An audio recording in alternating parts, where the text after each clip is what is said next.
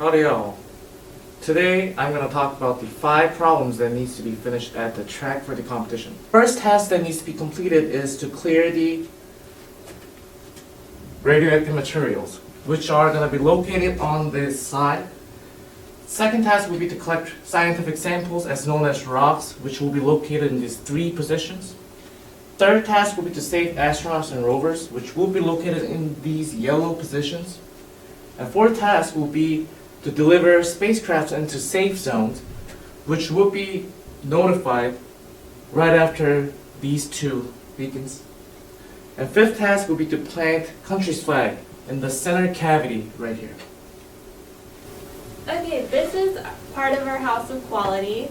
The most important customer requirements on the House of Quality were adhere to size constraints and operate within time limits so that we don't get disqualified at the competition. And then it was also important that the machine operate and perform consistently. Based on those, the most important engineering requirements were dimensions, success rate of task, score points from collecting rocks, because the dimensions have to be within the set constraints so we don't disqualify. Here we have our function tree, and the function tree lays out the 5 tasks that we have to complete. Each task has 2 sub-functions. The tasks that we really want to focus on are collecting rock samples, because that can gain us a lot of points in the competition and should be fairly simple to do considering we don't have to compete with other teams for the rocks. And then landing the spacecraft in the marked safe zones, because we want to make sure we get them in the safe zones and not the unsafe zones so we don't lose a ton of points. Here's our spec sheet, part of our spec sheet, and this part has 3 main sections. The top section is for the overall dimensions of our machine. The machine has to be no bigger than 18 by 12 by 24 inches or will be automatically disqualified. The second part has the distances that we have to reach in order to gain points, which are important when we're building the machine, thinking about how far, say, the rock retrieval has to go. And then the third part has the dimensions of the different components on the track that we're trying to catch. So like the height of the astronaut so that the arm hits it when we knock it off the track. This part of the spec sheet has all of the points, so we know what to expect in the competition, how many points we'll gain based on how well our machine performs. Here's our morph chart. So to reach the sides and push out the radioactive materials, we decided to roll the cylinder down a ramp. To reach the rocks, we chose a sliding arm that also fell onto the track, and then it hooked in samples with a motor. To secure all rocks, they were held behind a wall. To detect the safe landing zones, we used a roller arm switch. To place the spacecraft within the selected zone, we rolled them in a horizontal line from a horizontal box. And to reach the center, we used a sliding arm. To collect the targets, they were pushed into the team zone with an arm. And then again, to reach the center, we used a sliding arm that also swung out and placed the flag above the cylinder. Alright, we're going to go over all 4 of the horse species that we need to look out for. Other than the SS Stallion, there's a couple other species out there that are still dangerous, however not as dangerous as the SS Stallion. Here, this is a sliding cart design. A couple things about it: has drawer sliders that extend out when a motor up top is activated, releasing a pin, and then the bottom rover design is kicked out by 2 pneumatic cylinders, and when it starts to get pulled in, there's going to be eye hooks here that rotate this flap down and pulls in the rocks. The height of the wheels here is 2.5 inches, so it smoothly goes over the rocks, and then once this falls, it will pull the rocks back in. This is our second preliminary design. It's our rover, and what it will do is when the track is activated, the whole machine will move out into the very center. It'll detect the center mountain ridge with this IR sensor, And from there, it'll use a roller switch to push out the spacecrafts from this pneumatic cylinder, and it'll also use this pneumatic cylinder to shoot the flag into the center. And once it gets out to the mountain ridge, it'll also use this little sweeping arm that will knock off the astronauts and rovers. And it'll drop this, it'll pull the solenoid in, which will drop this wall. So when it's moving back to the center, it'll drag the rocks with it. And also, a motor will pull these little pins down, allowing these rollers to roll out and get the radioactive particles. This is our scissor arm design, and this the scissor arm will extend by a motor, pushing it out into the center mountain ridge. A switch will be activated, pushing these pistons and pushing the spacecrafts into the safe landing zone. This hanging arm will knock off the astronauts and rovers, while this top arm right here will extend the flag into the cavity in the center.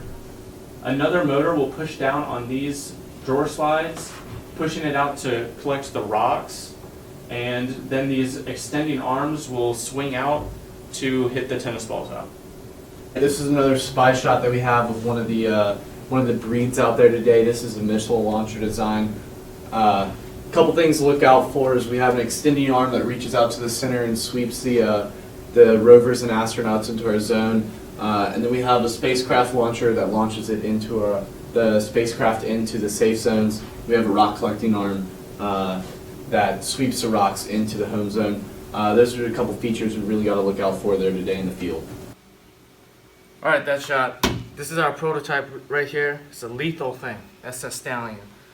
You want to catch him, a lot of lives been lost, and you want to do this well this time. So this is the prototype. It's got 5 functions, all of them lethal. First one, planting flag. He knows how to plant the flag in our territory, so that and he knows it's his zone. Second one, to clear out our astronauts and rovers. These guys rotating here, getting all caught, falling into his own zone, becomes his prey. The third function, he's gonna try to load the space bombs into our zone. So as soon as he knows it's our zone by hitting the switch twice, it's gonna load all of them in there perfectly. On the bottom scale of this guy is, this prototype isn't built that well, but so he's gonna have 2 rolling cans of demolition to clear out all of our members, and he's gonna try to capture our golden rocks in there to pull him into his zone so that, you know, he could clear us out. This guy's SS Stallion right here. This is our 3rd level evaluation matrix.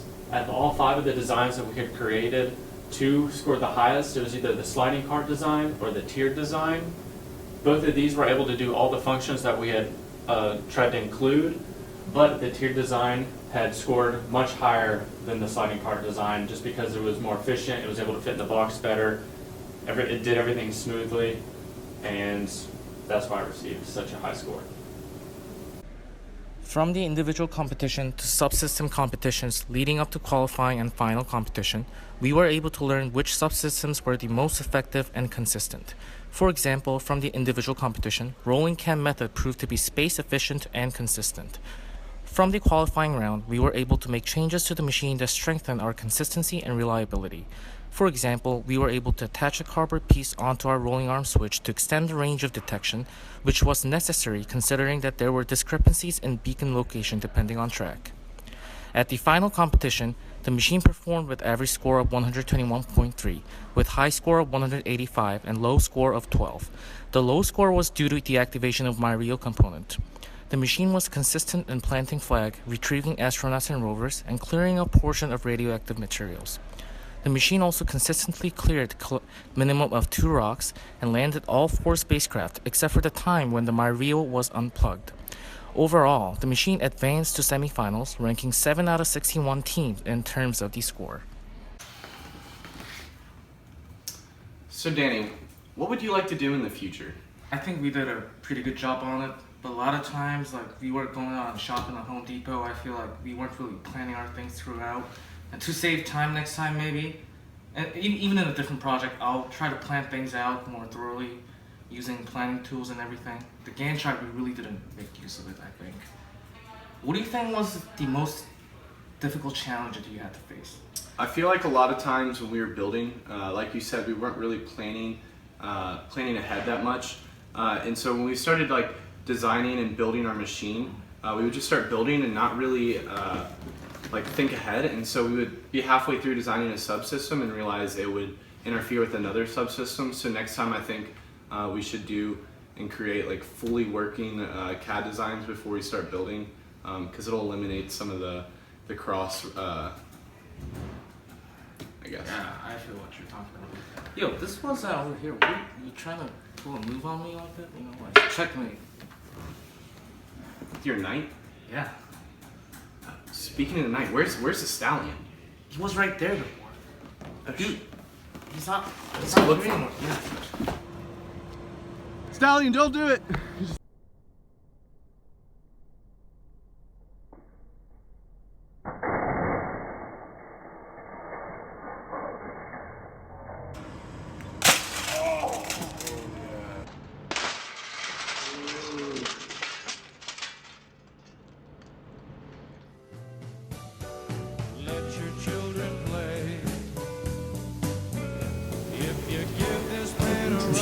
You gotta add screen time. It's whatever you want to do. Yeah. I'm gonna do it the way I would regularly do it though. Okay. Good. Hey there, this is our second preliminary design in the center. Shit. Go. I'm gonna put that in there. It's gonna have a scissor arm that goes out into the center, and wait, what detects the? A switch. There's a switch. You say there's A switch will be activated and push out the spacecrafts. Dude, this design doesn't make any sense. What is this? That's for astronauts and rovers. Alright. So this is our scissor arm design. Fuck, I can't. Yo, come on, yo. A switch will be activated and push the spacecrafts into the. Daniel, you're just talking at the screen at this point. Okay. Let's just.